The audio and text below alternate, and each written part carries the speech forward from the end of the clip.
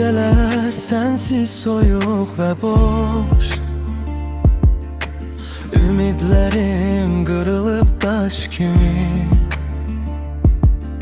Sözlerim boğazımda tıkanıp, Sen gittin kaldım ben keder kimi. Her hatire bir zehir tek, gözlerimde fırtına var. Sevgi dediklerin yalan mıydı? Kalbimin bir tek kalmış ya. Kırılmış kalp tekçe seni aktarır, her parça bir hatiredir. Sen gidenden sonra dünya soyup, ağrının diliyle danışır. Gülümseyen o günlerindi yok.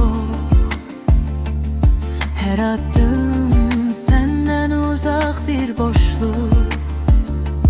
Ellerim boş, yüreğim ağır.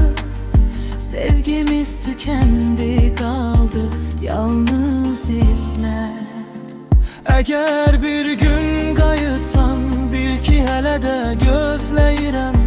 Kırılmış kalbimle seni sevirəm, parçalarımı topladım yeniden. Kırılmış kalp, sensiz yollar darıxır. Her parça bir hatire değil. Seni sevdim, bitirdim ben.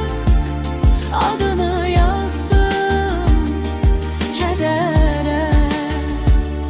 Gece bitmez, hatireler kalır. Kırılmış kalp hele döyünür. Seni unutmak mümkün değil.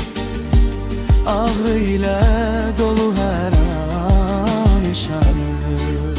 Gece bitmez, hatireler kalır. Kırılmış kalp hele döyünür. Seni unutmak mümkün değil. Ağrı ile dolu her an yaşanır.